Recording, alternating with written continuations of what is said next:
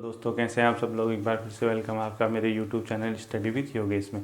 आज हम पवार राजवंश को आगे कंटिन्यू करेंगे। इससे पहले कि हम उससे आगे को जाएं, मैं आप लोगों के साथ कल के जो डाउट्स थे वो थोड़ा सा क्लियर करना चाहूँगा। ठीक है, मैंने जैसा कि आप लोगों से कहा था कि हर वीडियोज़ में आपको कमेंट करने हैं, जो भी आपको लगता है आप उसको कमेंट के रूप में छोड़ेंगे और आज भी आप यही करेंगे। और हमेशा आने वाली वीडियोज़ में आपको जितने भी लोग मेरी वीडियोज़ देख रहे हैं कमेंट करना आपके लिए आवश्यक है। ठीक है, जैसा भी आपको लगा, ठीक, उससे मुझे भी पता चलता है कि हम लोग कैसा काम कर रहे हैं। कल जब मैंने वीडियो अपलोड की थी, पहला जो मैंने देखा वहाँ पे शाह की उपाधि को लेकर था कि आखिर जो बलभद्र शाह था उसको शाह की उपाधि कहाँ से दी वाली बात है। वो मतलब शाह की उपाधि को लेकर सबसे बड़ा क्या था, कन्फ्यूजन क्रिएट था। देखो, बहुत से लोग उसमें बहलोल लोधी का नाम दे रहे हैं कि शाह की उपाधि बहलोल लोधी ने दे रखी है। अब एक बात आप बताइए, प्रमाणिक तो है ही नहीं। एक काम करना, आप जितने भी लोग ये कह रहे थे कि बहलोल लोधी ने दी है, आप बहलोल लोधी का टाइम पीरियड देखना कि कब से कब तक सत्ता में बैठा, और उस पर कोई विवाद नहीं होगा क्योंकि वो इंडियन हिस्ट्री का टॉपिक है और इंडियन हिस्ट्री के अंदर मैक्सिमम लोग सेम ही देंगे। ठीक है, ऐसा नहीं है कि वो हिस्ट्री धूमिल है या उसके बारे में कम सोर्स है। आप क्या करेंगे, बहलोल लोधी कब सत्ता में बैठा उसका टाइम पीरियड देखेंगे। उसके बाद जो शाह की उपाधि धारण करने वाला था बलभद्र शाह, उसका टाइम पीरियड देखेंगे। उन दोनों के टाइम पीरियड को मैच करना। तो जो बहलोल लोधी का था वो 15वीं सदी के आसपास आएगा, यानी 1450 के आगे को उसका जो टाइम पीरियड है वो देखने को मिलेगा। और बलभद्र शाह का आप खुद ही देखना 1550 के बाद ही वो संभवतः देखने को मिलेगा। तो ये पॉसिबिलिटी बहुत कम हो जाती कि शाह की उपाधि बहलोल लोधी ने दी होगी। चाहता तो मैं कल ही बता देता, ठीक है, इसीलिए मैंने कहा कन्फ्यूजन वाली चीज़ आपको नहीं बताऊँगा, पहली चीज़। दूसरी चीज़, बहुत से लोगों को ग्वालदम के युद्ध में कन्फ्यूजन है। ठीक है, ग्वालदम कब हुआ था, कहाँ क्या दिया था। देखो, ग्वालदम का युद्ध ये मान के चलो किसके बीच हुआ था ये सबको पता है। मतलब ये किसी भी किताब में विवादित नहीं है थे किन किन के बीच हुआ था। ठीक है, मैंने आपको बताया था किन लोगों के बीच हुआ था। अब आता है टाइम पीरियड की बात, कहाँ मतलब किस सन में हुआ था। अगर आप वाल्टन, उत्तराखंड के इतिहासकार हैं, वो क्या लिखते हैं, वाल्टन लिखते हैं कि 1581 में हुआ था ग्वालदम का युद्ध। कब लिखते हैं, 1581 में। शिव प्रसाद डबराल लिखते हैं कि 1590 से 91 के बीच हुआ, 90 से 91 के आसपास हुआ। ठीक है, अब 90-91 को आप ठुकरा नहीं सकते हो क्योंकि शिव प्रसाद डबराल नंबर 1 में चलते हैं। मतलब उत्तराखंड के इतिहास में उनका बहुत बड़ा स्थान है, बहुत उच्च स्थान है। तो ये देते हैं 90 और 91 के आसपास।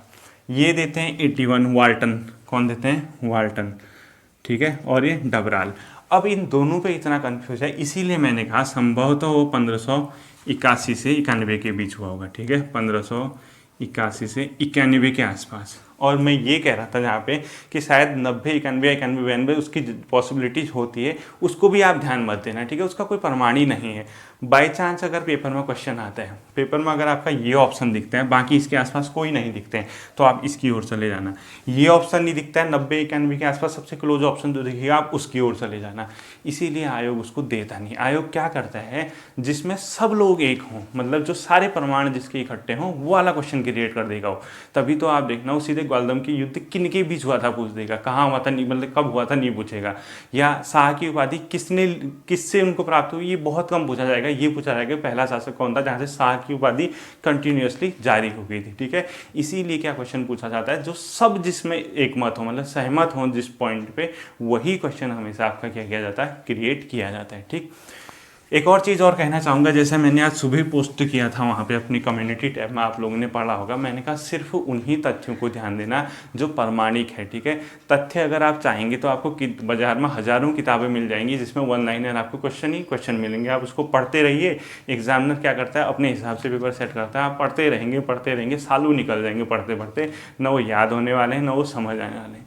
इसीलिए मैं चाहता तो आपको हर फैक्ट लिखा देता। मुझे भी क्या था, 1000 में तो 100 रुपये की 150 रुपये की किताब लाता, सारे फैक्ट पढ़ के लिखा देता, इतने में ये हुआ, इतने में ये हुआ।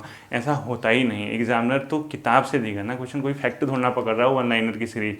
जब एग्जामिनर आपका जो पेपर सेटर है, पेपर सेट करेगा, वो किसी न किसी ऑथेंटिक किताब को पढ़ेगा। उस ऑथेंटिक किताब को पढ़ने के बाद पेपर के क्वेश्चन बीच में से पिक करेगा कि इसने कितनी बारीकी से पढ़ रखा है। इसीलिए मैं कह रहा हूँ परीक्षा वाणी को मोस्टली 10 बार, कम से कम आपको परीक्षा वाणी 10 बार पढ़नी है।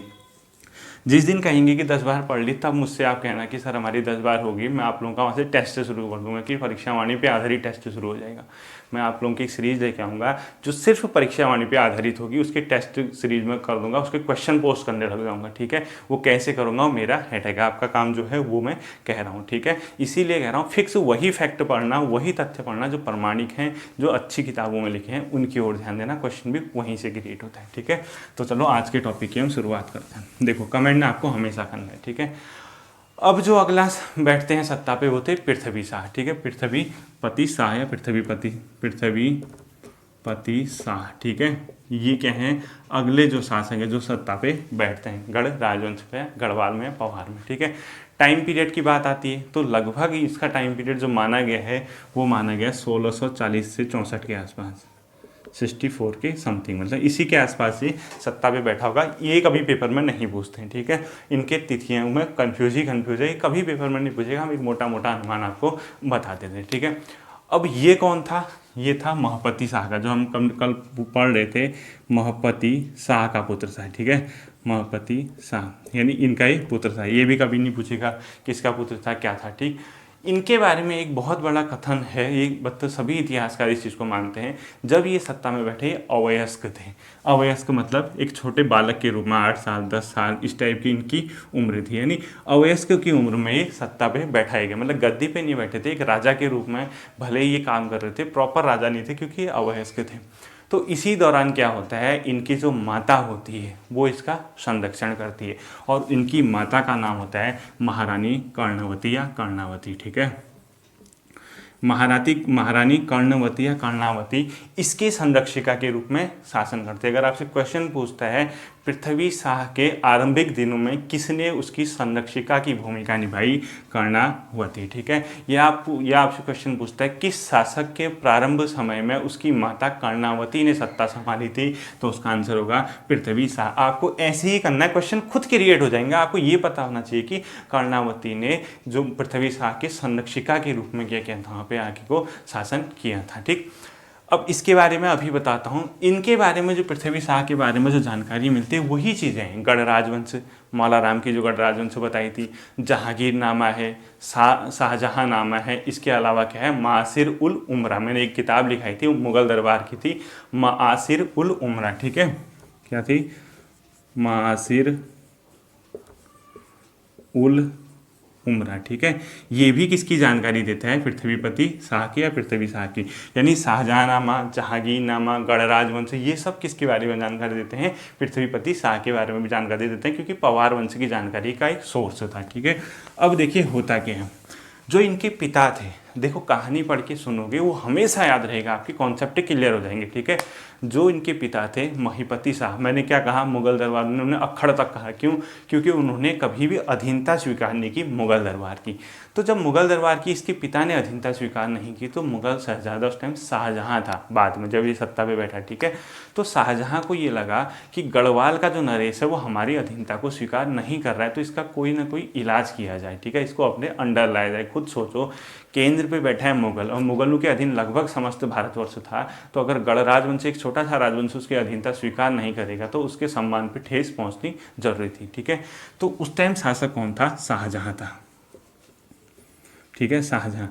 यहाँ पे शासन कौन कर रहा था, इधर ये अवयस्क बालक था, कौन, पृथ्वीपति शाह। इसकी माता यानी एक महिला जो थी कर्णावती, वो क्या थी, इसकी कर्णवती या कर्णावती, ठीक है, संरक्षिका थी। तीसरा एक पॉइंट है जो माधव सिंह भंडारी है, वो लगभग, क्योंकि ये स्टार्टिंग में 1635 से 40 के आसपास तक शायद कर्णावती ने संरक्षण दिया इसको, तो उस टाइम माधव सिंह भंडारी एक बूढ़ा हो चुका था, यानी उसका जो वीर सेनापति था वो भी क्या पड़ गया था, कमज़ोर पड़ गया था, यानी माधव सिंह भी क्या था उस टाइम, कमज़ोर पड़ गया था।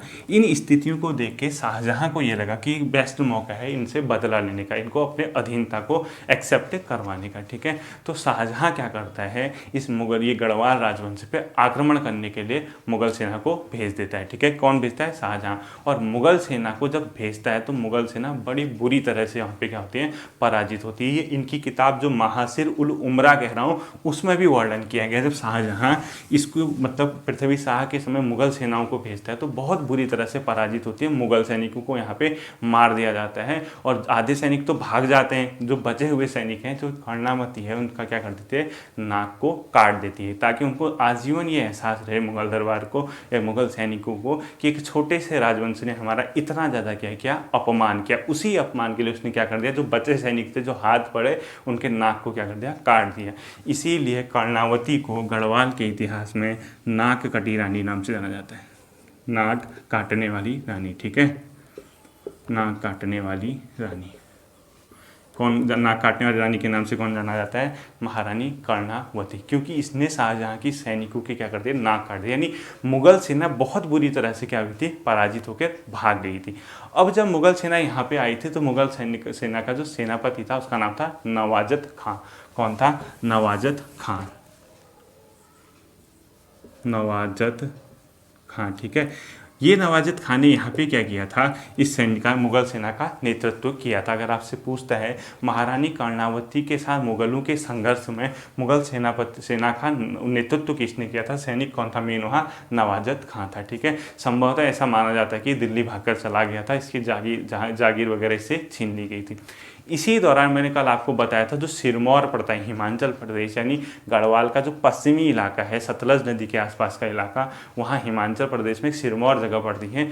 वहाँ इनकी पहले से ही दुश्मनी थी। मैंने कल क्या बताया था आपको? जो एक सैनिक बताया था, मतलब महिपति शाह के समय, उसने वहाँ का अभियान करके उस इलाके को जीता था। तो उस सिरमौर का शासक भी इनसे बदला लेना चाहता था। सिरमौर के शासक ने इसकी क्या की थी? सहायता की थी। ठीक है, सिरमौर शासक, यानी सिरमौर के साथ भी कहीं ना कहीं गढ़वाल का क्या था?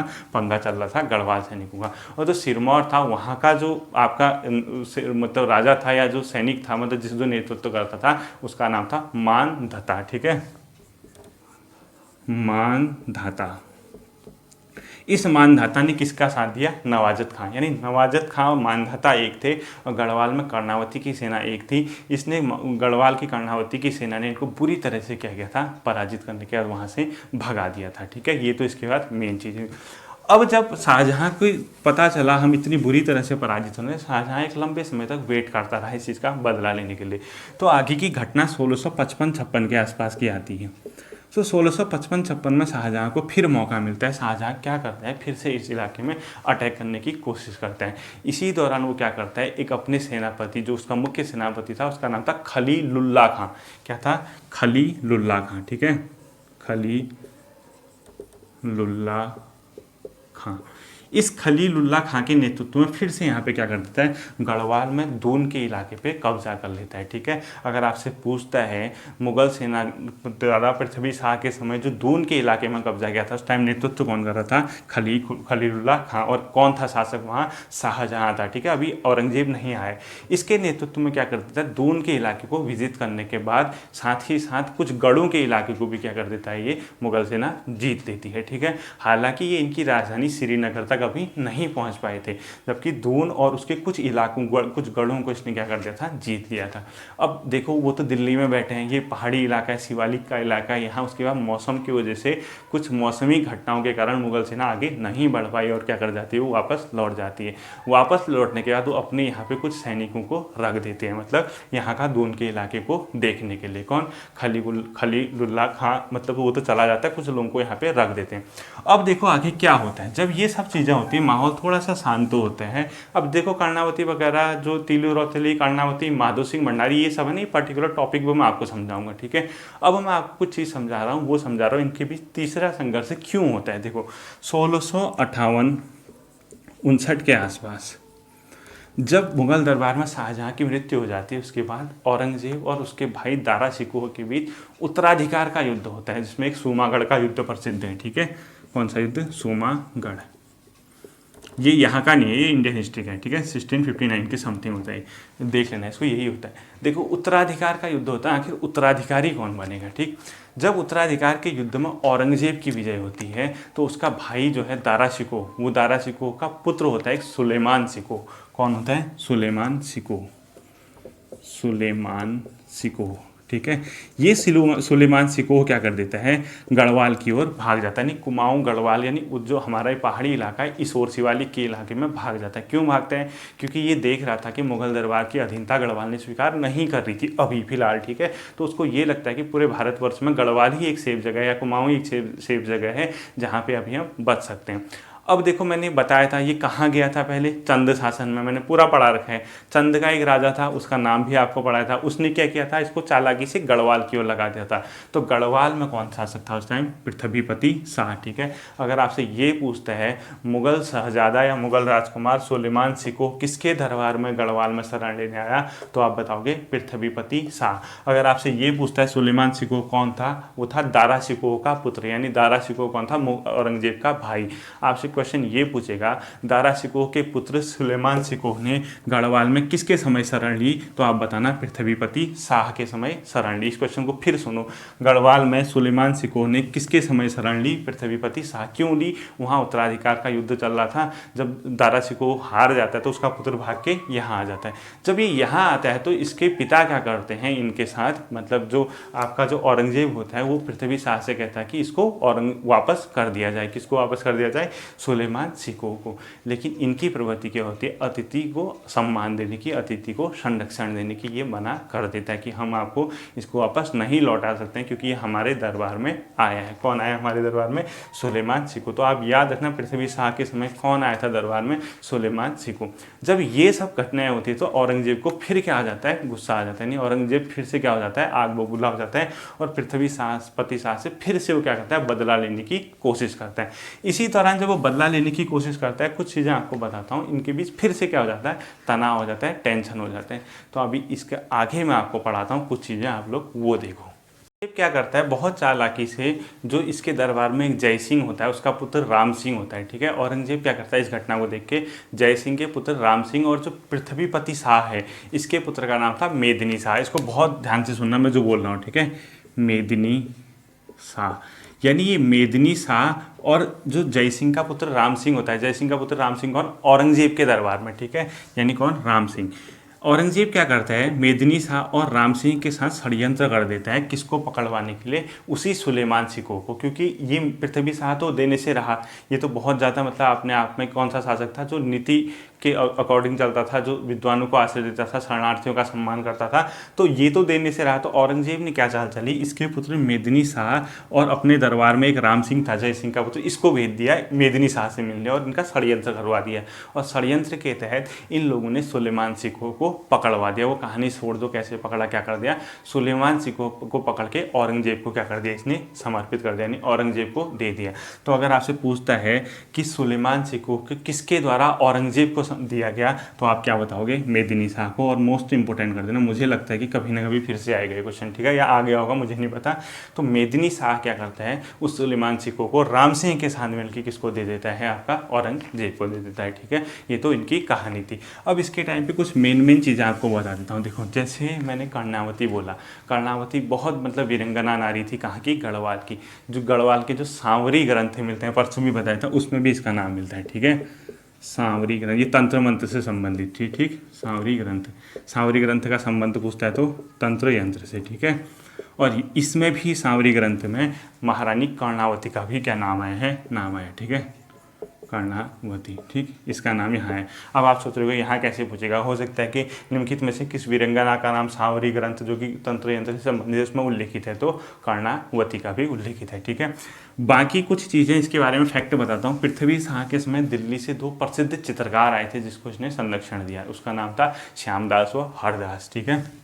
क्या था, श्यामदास प्लस हरदास, इसको भी लिख लो आप। इसमें दोनों क्या थे, चित्रकार, यानी श्यामदास और हरदास जो चित्रकार थे, दिल्ली से आए थे, उसको शरण किसने दी, पृथ्वीपति शाह या पृथ्वी शाह ने, ठीक है। अब देखिए, जब इसको पता चला कि मेरे पुत्र ने मेरे साथ धोखा किया है, यानी सुलेमान सिकोह को औरंगजेब को समर्पित किया है, तो ये बहुत ज़्यादा क्या हो गया, आग बबूला हो गया। और इसने क्या कर दिया, अपने पुत्र का देश निकाला। और पुत्र कौन था, मेदिनी शाह। यानी आप अगर आपसे पूछता है मेदिनी शाह का जो देश निकाला था किसने किया था, वो पृथ्वीपति शाह ने, ठीक है, क्योंकि इसने इसके साथ धोखा किया था, औरंगजेब को उसके सुलेमान सिक्कों को पहुंचा दिया था, ठीक है। तो इसने इसका देश निकाला कर दिया और इसने अपने रहते संभवतः अपने पौत्र पृथ्वी शाह को क्या बना दिया, अपने पौत्र पृथ्वी शाह ने अब इसका जो पौत्र था, अभी बताता हूँ आगे आएगा वो, उसको क्या बना दिया इसने, इसके बाद बताता हूँ, ठीक है, पौत्र कौन था, सत्ता में बैठा दिया, ऐसा वर्णित है, मतलब ऐसा मिलता है कहीं कहीं, अभी आपको समझाता हूँ। देखो मेदिनी शाह को तो इसने क्या कर दिया, वहाँ दे दिया। अब सबसे बड़ी चीज़ आपको यहाँ समझाता हूँ, थोड़ा सा ध्यान देना आप, ठीक है, फिर आपको यहाँ किताबों में कन्फ्यूजन मिलेगा। देखो ये मैंने लिखा मेदिनी शाह, ठीक। अब इस मेदिनी शाह का इसने सत्ता में रहा नहीं रहा, इस पर भी कन्फ्यूजन है। मोस्टली ज़्यादातर किताबों में आपको मिलेगा कि इसने कभी सत्ता यहाँ नहीं की थी। जब ये औरंगजेब के दरबार में किया था, उसको मतलब सुलेमान सिक्कों को ले जाने के बाद वहीं दिल्ली में 1662 के आसपास की मृत्यु हो गई थी, ठीक है, 1662 के आसपास की वहीं मृत्यु हो गई थी। यानी पृथ्वीपति शाह ने जब इसका देश निकाला किया, ये दिल्ली गया, तो वहीं इसकी क्या हो गई थी, मृत्यु हो गई थी।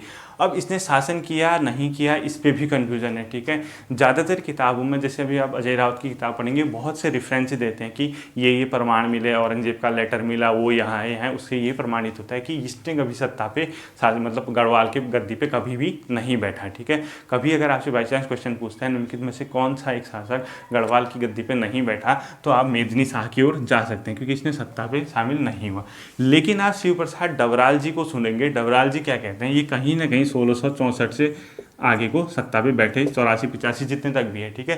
यानी डबराल जी कहते हैं कि सत्ता पे बैठे, बाकी कहते हैं सत्ता पे नहीं बैठे। अब इसमें भी बताओ, इतना कन्फ्यूजन, आप लोग क्या करेंगे, आप लोगों को फाइनली एग्जाम निकालना और कुछ नहीं करना है, ठीक है। मैं कुछ की पॉइंट बता देता हूँ, अगर पेपर में आते हैं आप टिक मारिए, ठीक है। मेदिनी शाह के बारे में, सत्ता में बैठा नहीं बैठा, इसकी ओर हमने ज़्यादा ध्यान नहीं देना है। तो पहला क्वेश्चन आप याद रखना, सुलेमान सिक्कों को औरंगजेब को समर्पित किसने किया, मेदिनी शाह ने। फिर से सुनो, सुलेमान सिक्कों को औरंगजेब को किसने दिया, मेदिनी शाह ने, एक पॉइंट ये लिख लो। दूसरा इसने क्या किया, जब औरंगजेब को दिया ही वहाँ गया, तो ऐसा बताया जाता है, मैंने अभी बताया था कि दून घाटी पे मुगलों का कब्जा हो गया पृथ्वी शाह के समय, ठीक है। तो औरंगजेब ने एक बार ऐसी कहानी है कि जो हिमाचल के कुछ सरदार थे, शासक थे, वहाँ एक अभियान में इसको भेजा, मेदिनी शाह को, ठीक है। इसने उस अभियान को विजिट करने के बाद औरंगजेब इससे बहुत ज़्यादा क्या हो गया, प्रसन्न हो गया, और इसने उसी का फायदा उठाते हुए दून का क्षेत्र औरंगजेब से वापस मांग लिया। तो ठीक है, तो अगर आपसे ये पूछता है कि औरंगजेब से दून का क्षेत्र वापस किसने मांगा, दून का क्षेत्र, ठीक है, वापस किसने मांगा, तो मेदिनी शाह, ठीक है। अब है नहीं है, कंफर्म नहीं है, क्योंकि सत्ता में ही नहीं बैठा तो कहाँ से लेगा, ठीक है। लेकिन कुछ की पॉइंट हैं जो आप इसमें पूछ भी सकते हैं। और अंतिम पॉइंट क्या है, जैसे मैंने आपको क्या बताया था, एक बार चंद को एक पूर्व की ओर से रैका लोगों ने या डोटी लोगों ने घेरा, पश्चिम से गढ़वाल से घेरा। मैंने आपको चंद में पढ़ाया था, आपको याद होगा, मैंने क्या कहा था, अगर ये डायरेक्शन है, इस साइड से चंपावत साइड से डोटी, वेस्ट साइड से कौन आ रहे थे, यानी पवार। तो वो जो शासक था वो मेदिनी शाह ही था, ऐसा भी लिखा है। यानी चंदू के खिलाफ डोटी के साथ संघर्ष, डोटी के साथ संधि, डोटी के साथ संधि, किसके खिलाफ, चंदू के साथ। अगर आपसे पूछता है चंदू के खिलाफ डोटी के साथ संधि करके किसने उन पे अटैक किया था, तो मेदिनी शाह। मैंने पढ़ाया था कि चंपावत वगैरह का इलाका डोटी आए थे, और यहाँ जो कच्चूर घाटी का इलाका, द्वाराहट वगैरह का इलाका है, वहाँ पे कौन आए थे, आपका ये मेदिनी शाह के नेतृत्व में गढ़वाल शासक आए थे, ठीक है। मेन चीज़ें तो आपकी ये हैं, बाकी आपको ये चीज़ें तो देखने को मिल गई हैं। अब इसके बारे में एक लास्ट पॉइंट आपको मैं बता देता हूँ, इसके पिता के बारे में, यानी पृथ्वी शाह के बारे में एक पॉइंट छूट गया था, उसको आप नोट डाउन कर लीजिए। ऐसा भी माना जाता है कि पृथ्वी शाह ने अपनी एक बार राजधानी शिफ्ट की थी, उसका नाम था राजगढ़ी या गढ़वाल गढ़ी, जो भी आपको मिलता है पेपर में, राजगढ़ी या गढ़वाल गढ़ी, ठीक है। ये कहीं आपका रवाई के इलाके या टिहरी के इलाके में पड़ता है। अगर आपसे कहीं ये पूछता है राजगढ़ी या गढ़वाल गढ़ी, ठीक है, इसमें राजधानी किसने ले गया था, अगर आपसे पूछता है राजगढ़ी या गढ़वालगढ़ी, तो आप लोग क्या कहेंगे, इसके पिता का नाम क्या था, पृथ्वीपति शाह, यानी पृथ्वी शाह ने, ठीक है। इसको एक बार लिख लेना अगर पूछेगा तो, ठीक। अब जो अगला आपका इसका मेन शासक, सबसे इंपॉर्टेंट आज के टॉपिक का, वो है आपका फतेह शाह या फतेहपति शाह।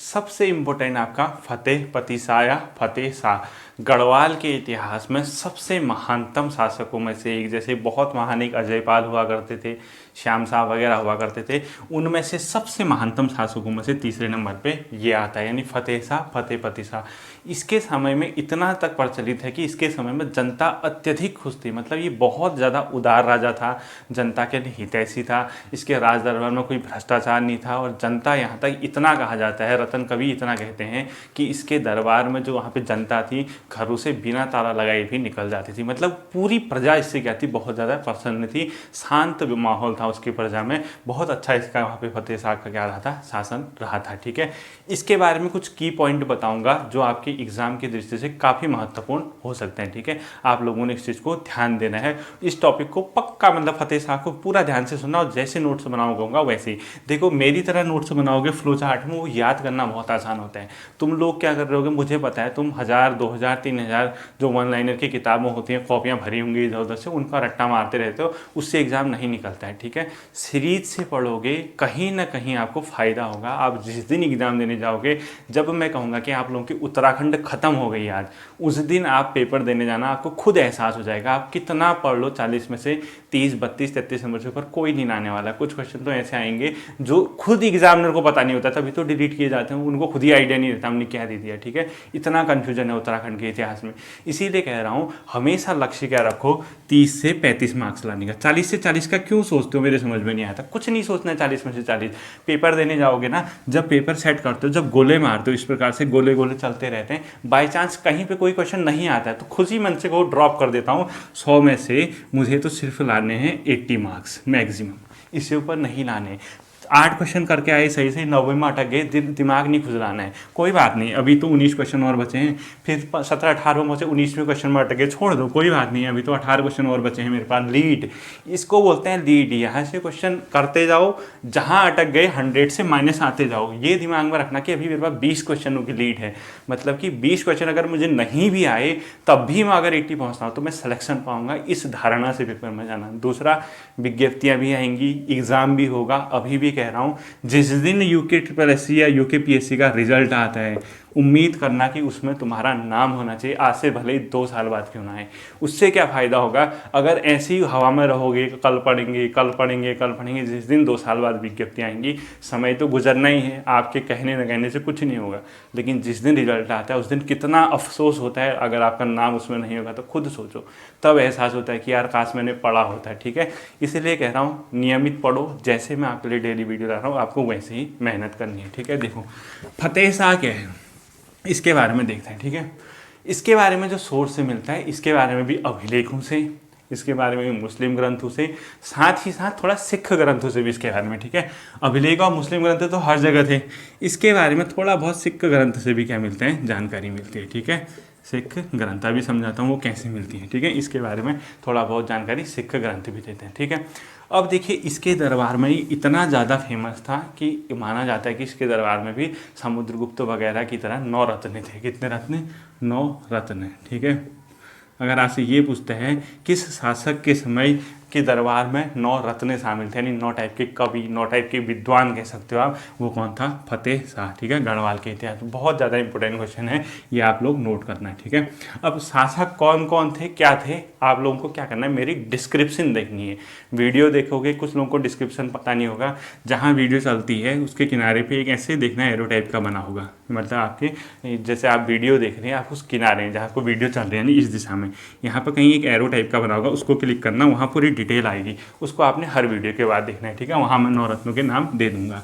दूसरा, इसके दरबार में जो लोग थे या इसके समय जो आए थे, उन्होंने बहुत प्रसिद्ध चीज़ें लिखी हैं इसके लिए। ठीक है, हो सकता है कि इस बार क्वेश्चन इससे न उसके आगे इंडिया किसने लिखी है उसके बारे में आपसे पूछ, यानी किसके द्वारा ये चीज़ लिखी गई है। 1 बाय 1 आप क्या करोगे, नोट करोगे। ठीक है, पहला आप लिखोगे फतेह शाह कर्ण ग्रंथ, फतेह शाह कर्ण ग्रंथ। ठीक है, इसको बोलते हैं जटाधारी भी, यानी फतेह शाह कर्ण ग्रंथ को क्या भी बोलते हैं, जटाधारी। ठीक है, ऐसा भी मिलेगा आपको। और ये जटाधारी जो ये फतेह शाह कर्ण ग्रंथ लिखी है वो किसने लिखी है, श्री जटाधारी ने। क्या लिखोगे, श्री जटाधारी। और ये जो लिखी गई है शायद 1761 के आसपास इसके बारे में लिखा गया है। ठीक है, अब आप कहोगे ये तो पहले ही मर गया था, हो सकता है कि इन लोगों ने बाद में लिखी हो, ये थोड़ा ना मरे होंगे, ये मरा होगा, ये बाद में लिख दी किताब। ठीक है, तो कहीं कहीं देख रहा था मैं इसको डेट लिखा था, आप लोग भी इसको क्रॉस चेक कर लेना, लेकिन ये डेट नहीं पूछेगा आपसे, पूछेगा तो फतेह शाह कर्ण ग्रंथ या जटाधारी किसने लिखी है, उसका नाम है श्री जटाधारी। ठीक है, अगला आपका है फतेह शाह यशो वर्णन, इसको भी लिखोगे फतेह शाह यशो वर्णन। ठीक है, फतेह शाह यशो वर्णन लिखिए रामचंद्र कंडियाल ने। किसने? रामचंद्र कंडियाल। ठीक है, ये आपने ऐसे ही नोट करने, क्या पता आपकी किस्मत चल जाए, इस बार क्वेश्चन यहाँ से आ जाए, तभी कह रहा हूँ थोड़ा अच्छे से बोलो, थोड़ा संयम रखो। ठीक है, जो तथ्य बताता हूँ उसको नोट करना ही करना है, बाकी अपनी तरफ से आप वन लाइनर की कोई किताब पढ़ो, मुझे कोई फर्क नहीं पड़ता है। ठीक है, फतेह शाह यशो वर्णन, ये किसने लिखी है? रामचंद्र कंडियाल ने। इसके बाद एक और प्रसिद्ध किताब है, उसका नाम है फतेह प्रकाश या फतेह शाह। ठीक है, फतेह प्रकाश या इसी को फतेह शाह भी लिखे हुए आप, फतेह शाह। ठीक है, ये किसने लिखी है? रतन कवि ने। ठीक है, अभी इन कवियों के नाम भी पूछ सकता है, किसके दरबार में आए थे या कहाँ थे, तो हो सकता है इसी के दरबार में होंगे, क्योंकि इसके बारे में लिख रहे हैं, या इसके दरबार में आए थे। तो रतन कवि ने क्या लिखा है? फतेह प्रकाश या फतेह शाह, वो किसने लिखी है? रतन कवि। ठीक है, दो और बताऊंगा, बहुत फेमस है वो, उसकी है किसकी? मतीराम की। ठीक है, उसमें एक है वृत्त कौमुदी, वृत्त कौमुदी, और दूसरी है रसराज ग्रंथ, रसराज ग्रंथ। ठीक है, ये दोनों किसने लिखी है? मतीराम ने, मतीराम। शायद इसका ईयर भी हो सकता है कहीं रसराज ग्रंथ का। ठीक है, अभी आपको मिलेगा तो मैं आपको बताऊंगा। वृत्त कौमुदी और रसराज ग्रंथ किसने लिखी है? मतीराम ने। आपको ये भी क्या रखना है? ध्यान में रखना है। और शायद 1701 के आसपास ये रसराज ग्रंथ क्या की थी? लिखी गई थी। 1700 रसराज ग्रंथ नहीं, सॉरी, वृत्त कौमुदी लिखी गई थी 1701 में, इसको आप यहाँ लिख देना। ठीक है, वृत्त कौमुदी और रसराज ग्रंथ भी किसकी है? मतीराम की। और वृत्त कौमुदी कब लिखी गई थी? लगभग 1701 के आसपास लिखी गई थी। ईयर को फोकस मत करना, मेन कॉन्सेप्ट इधर है। ठीक है, ये इसके दरबार में थे, इनने ये लिखा है। अगला देखो, ये तो मेन चीज होगी। एक और है वृत्त विचार। क्या है? वृत्त विचार।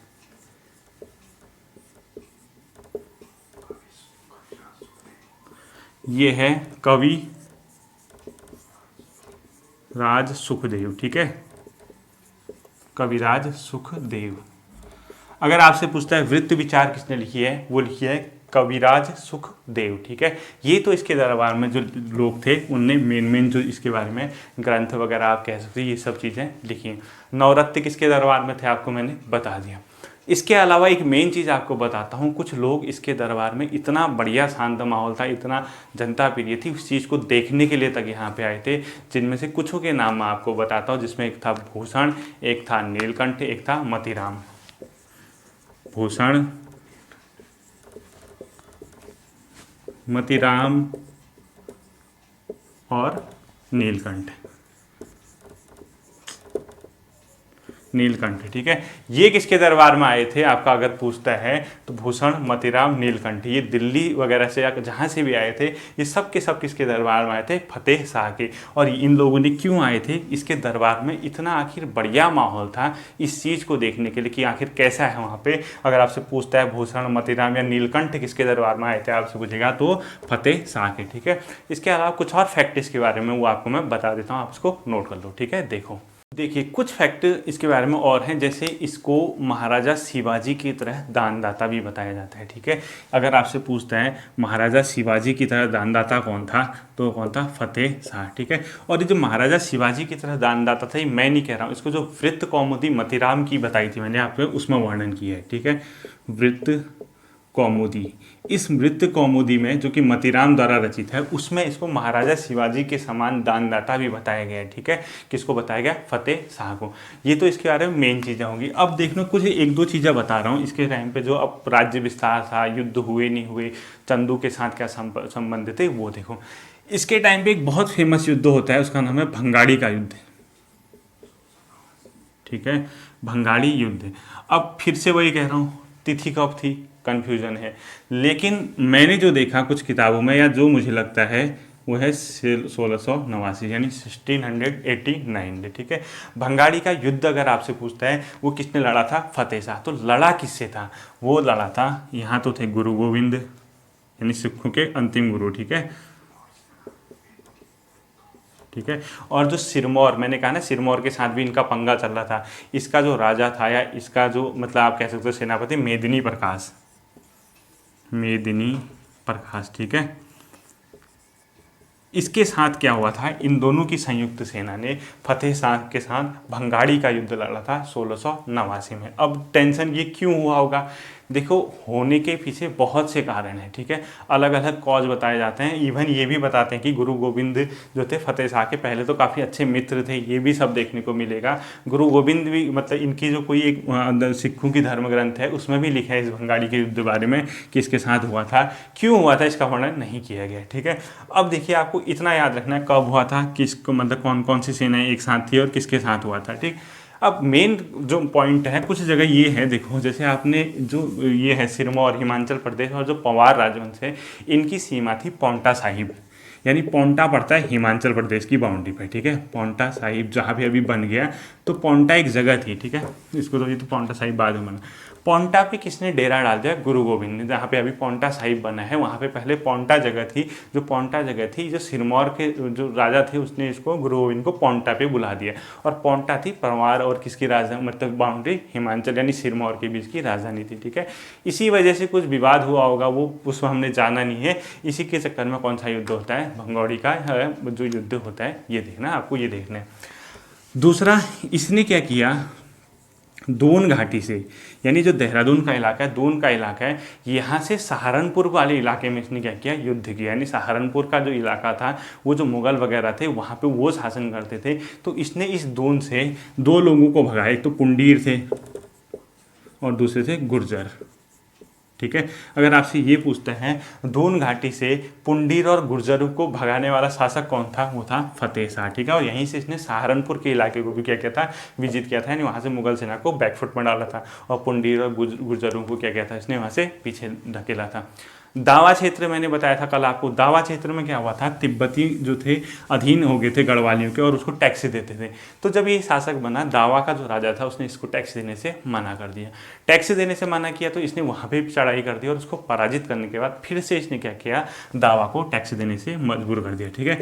दावा प्रांत ने इसको पुनः टैक्स देना शुरू कर दिया, किसको, फतेह शाह को। इस पर आपने ज़्यादा ध्यान नहीं देना है। अब जो बता रहा हूँ सबसे इंपॉर्टेंट चीज़ वो है, देखो चंद के साथ इसका बहुत लंबे समय तक इसका भी संघर्ष चलता रहा। जब मैं आपको चंद वंश पढ़ा रहा था, आप चंद की सीरीज़ देखना याद नहीं है तो मैंने क्या कहा था, चंद की जो बाउंड्री है यानी जो कत्यूर घाटी का इलाका था, द्वाराहाट अल्मोड़ा की जो बाउंड्री थी, उन इलाकों में, सीमावर्ती इलाकों में इनके साथ हमेशा लड़ाइयाँ चलती रहती थी। और एक बार मैंने आपको ये भी बताया था, चंद शासकों ने इसको श्रीनगर से भगा के देहरादून तक पहुँचा दिया था, आपको याद होगा। उसके बाद इसने वहाँ जो श्रीनगर का इलाका था किसी ब्राह्मण को दे दिया था। ये फतेह शाह फिर से श्रीनगर पे कब्जा करता है और वापस कहाँ घाटी में कर देता है, कत्यूर घाटी में ये अटैक कर देता है, याद होगा आपको। और उससे पहले एक युद्ध होता है जिसको दुधौली का युद्ध कहते हैं, ठीक है, दुधौली। ये हुआ था 1703 में, ठीक है। कहीं कहीं 1705 भी लिखा है, अब 1703 ही जाना मैं तो कह रहा हूँ, ठीक है। अब क्या है क्या नहीं है यही जाना है। दुधौली का युद्ध तो इसीलिए नहीं पूछेगा उस सन किसके बीच हुआ था, पूछेगा, ठीक है, ज्ञानचंद और फतेह शाह, ठीक है। कौन जीता था, चंद इसमें जीत गए थे, ठीक, दुधौली के युद्ध में। जब ये सब होते हैं, ये घटनाएं होती हैं, बाद में क्या करता है, जब वो ये श्रीनगर वगैरह के इलाके से भगाते हैं फतेह शाह को, जब ये वापस कम बैक करता है, ये क्या करता है, कत्यूर घाटी के कुछ इलाकों को जीत जाता है, जो गरुड़ वगैरह बैजनाथ का इलाका है। वहीं जीतने के बाद, इस पॉइंट को ध्यान से सुनना, मैंने पहले भी बताया, ये एक गाँव को, कौन, फतेह शाह, एक गांव था उसका नाम था गड़सार। मुझे लगता है आने वाले पेपरों में ये क्वेश्चन आ सकता है, गड़सार गांव। इस गड़सार गांव को इस फतेह शाह ने बद्रीनाथ मंदिर को दान में दिया था। किसको दिया था, बद्रीनाथ मंदिर, ठीक है। यानी अगर आपसे पूछता है कच्चूर घाटी को जीतने के बाद गड़सार गांव को, बद्रीनाथ मंदिर को दान देने वाला शासक कौन था? फतेह शाह। और ये अभी भी इस गड़सार गांव को बद्रीनाथ मंदिर के ही अंदर सम्मिलित किया जाता है, यानी कहीं ना कहीं इसका हक माना जाता है, ठीक है। और वो काम किसने किया था? फतेह शाह ने। ये मैंने आपको पहले भी पढ़ाया है, ठीक है, जब मैं चंद्र प्रहार था। देखो, सिक्कों के 7वें गुरु थे, उसका नाम था हर राय, उसका एक पुत्र था, उसका नाम था राम राय। अगर आपसे पूछता है सिक्कों के 7वें गुरु हर राय के पुत्र राम राय को शरण यानी को किसके दरबार में, मतलब कौन ये जो राम राय था किसके दरबार में आए थे? वो आए थे फतेह शाह के, ठीक है। यानी सिक्कों के 7वें गुरु हर राय के पुत्र राम राय को किसके दरबार में जगह मिली थी या किसके दरबार में आश्रय मिला था? आप कहोगे फतेह शाह को, ठीक है।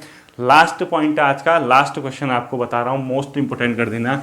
इसने क्या किया था? दून घाटी में गुरुद्वारा बनाने के लिए 3 गांव दान दिए थे, ठीक है, इस क्वेश्चन को। यानी दून घाटी में गुरुद्वारा हेतु 3 गांव दान दिए थे। कितने गांव दिए थे? 3 गांव को दान दिया था, ठीक है। उन गांव के नाम भी पूछ सकता है, एक तो यहाँ पे डायरेक्ट पूछ सकता है, दून घाटी में गुरुद्वारा दान हेतु किसने 3 गांवों को दान दिया था? फतेह शाह। दून घाटी में गुरुद्वारा निर्माण हेतु फतेह शाह ने कितने गाँव को दान दिया था? 3 गाँव। और दून घाटी में गुरुद्वारा निर्माण हेतु निम्नलिखित में से किस गाँव को दान नहीं दिया गया था? जो भी पूछेगा, ठीक है। उसमें तो एक था खुड़बुड़ा, ठीक है, दूसरा था राजपुर, तीसरा था चामासारी, ठीक है, चामासारी, या यहाँ लिख देता हूँ, देखो चामासारी।